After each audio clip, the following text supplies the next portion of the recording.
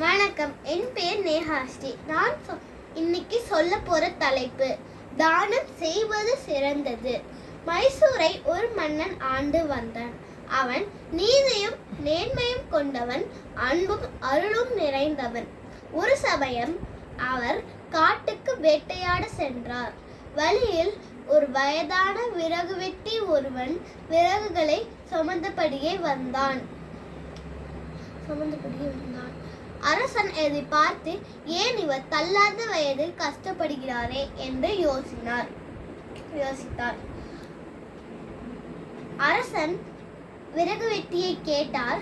உங்களுக்கு பிள்ளைகள் இருக்கிறதா என்று கேட்டார். விறகு வெட்டி சொன்னான், எனக்கு ஒரு மகன் இருந்தான். அவன் உடல் நிறம் சரியில்லாமல் இறந்து விட்டான் என்று விறகு வெட்டி கூறினான். இப்பொழுது நானும் என் மனைவி மட்டும்தான் இருக்கிறோம். அதனால் நான் கஷ்டப்படுகிறோம். அரசன் தன் சந்தன காட்டை ஒரு பகுதியை தானமாக செய்தார். விறகு வெட்டி அதை பார்த்து ரொம்ப சந்தோஷப்பட்டான்.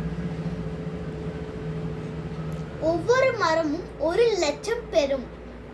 இதனால் வீடு, நிலம் எல்லாம் வசதியான வாழ்க்கை இருந்தன. அரசன் சில ஆண்டு பிறகு அரசன் காட்டுக்கு வேட்டையாட சென்றார். வழியில் ஒரு பெரியவர் வந்தார். மக்கள் எல்லாரும் அந்த பெரியவரை மரியாதை கொடுத்தனர்.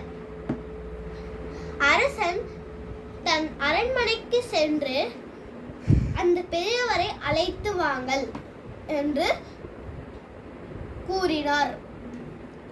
பெரியவரே, நீங்கள் யார்? ஏன் மக்கள் எல்லாரும் உங்களை வணங்கினார்கள்?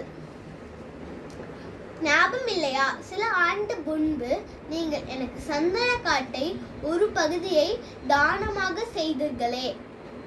சரி, ஏன் மக்கள் எல்லாரும் உன்னை வணங்கினார்கள்?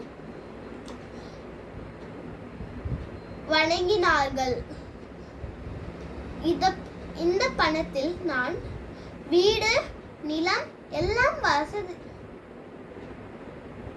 பள்ளிக்கூடம், மருத்துவமனை கட்டி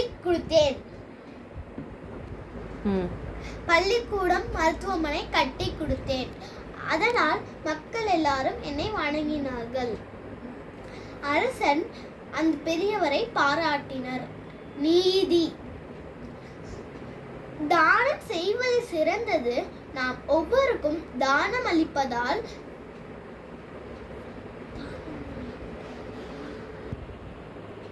பலரும் பயன்படுகிறார்கள். எனவே தானம் அளிப்பதால் நற்பண்மை வளர்த்துக் கொள்ள வேண்டும்.